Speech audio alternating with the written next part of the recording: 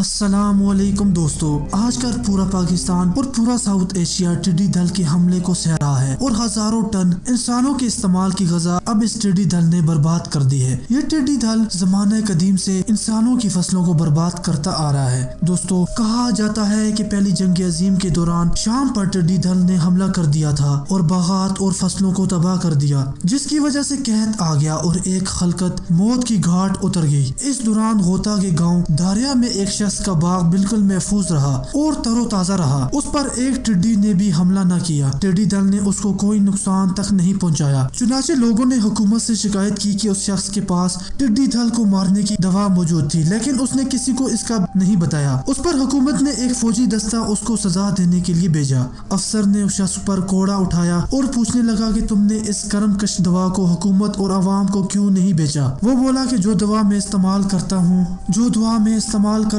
اس کے متعلق کون نہیں جانتا، وہ تو سب کو معلوم ہے، لیکن کوئی بھی اسے استعمال نہیں کرنا چاہتا۔ افسر نے پوچھا کہ وہ دوا کیا ہے؟ اس نے جواب دیا، وہ ہے زکوٰۃ۔ افسر کہنے لگا کہ کیا ٹڈی دل زکوٰۃ دینے اور نہ دینے والے باغ میں فرق کر سکتا ہے؟ وہ شخص کہنے لگا، تجربہ کر کے دیکھ لیں۔ چنانچہ فوجی ٹڈیاں اس باغ میں چھوڑتے تھے تو ٹڈیاں وہاں سے بھاگ جاتی۔ اس کے بعد اس شخص نے ایک حدیث مبارکہ سنائی کہ نبی کریم صلی اللہ علیہ وسلم نے فرمایا، اپنے مال کی حفاظت زکوٰۃ سے کیا کرو۔ مریضوں کا علاج صدقے سے زکوٰۃ نے ٹڈی دل کو شکست دے دی تھی۔ ہمیں چاہیے کہ ہم اپنے مال کو زیادہ سے زیادہ زکوٰۃ کی ادائیگی کریں، مستحقین کی مدد کریں، صدقہ و خیرات دیں۔ یقیناً اللہ ناگہانی آفتوں اور بلاؤں اور قحط سالی اور کورونا جیسی وبائی مرض سے ہمیں محفوظ رکھے گا۔ دوستو، ایک اور واقعہ آپ کو سناتا چلتا ہوں جو کہ ہندوستان کا ہے۔ جب ہندوستان پر انگریزوں کا راج تھا تو ایک انگریز لارڈ جو گجرات پر حکومت کر رہا تھا، وہاں پر پورا گجرات اس کے انڈر کنٹرول تھا۔ دوستو، ایک دن وہ اپنے سیکرٹریوں کے پاس میٹنگ میں مصروف تھا تو میٹنگ کے دوران اسے یہ خبر دی گئی کہ جس جگہ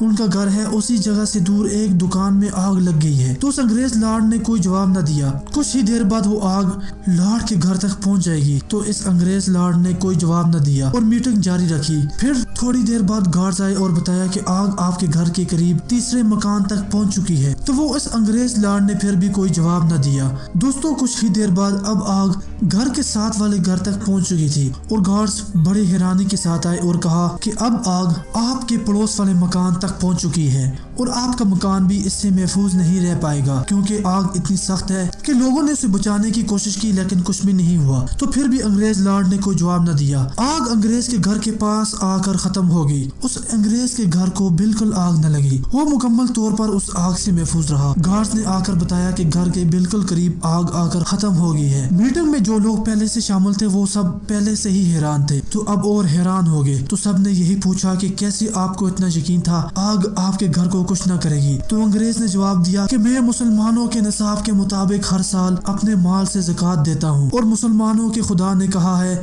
کہ جو زکوٰۃ دیتا ہے اس کی مال کی حفاظت خود اللہ کرتا ہے، اور اسی طرح مسلمانوں کا رسول بھی کہتا ہے کہ اپنے مال کی حفاظت زکوٰۃ سے کیا کرو۔ اس لیے میں بغم تھا کہ آگ میرے گھر کو کچھ بھی نہیں کر سکتی کیونکہ میں ہر سال زکوٰۃ دیتا ہوں۔ دوستو، ایک انگریز جو کہ مسلمان بھی نہیں تھا وہ بھی زکوٰۃ دے کر اپنے مال کو محفوظ بنا رہا تھا۔ اللہ ہر اس شخص کی مال کی حفاظت کرتا ہے جو زکوٰۃ دیتا ہے۔ اس کے لیے ضروری نہیں کہ وہ ہندو ہے، مسلمان ہے، سکھ ہے یا عیسائی۔ زکوٰۃ اگر مسلمانوں کے نصاب کے مطابق ہر سال دی جائے گی تو انشاءاللہ اس کے مال کو کبھی کوئی نقصان نہیں ہوگا۔ دوستو، اس ویڈیو کو صدقہ جاریہ سمجھ کر لائک اور شیئر کیجیے گا اور اپنے چینل ہمارا پاکستان کو بھی سبسکرائب کر کے ساتھ لگے گھنٹی بٹن کو بھی دبا دیجیے۔ ہمیں اجازت دیں، خدا حافظ۔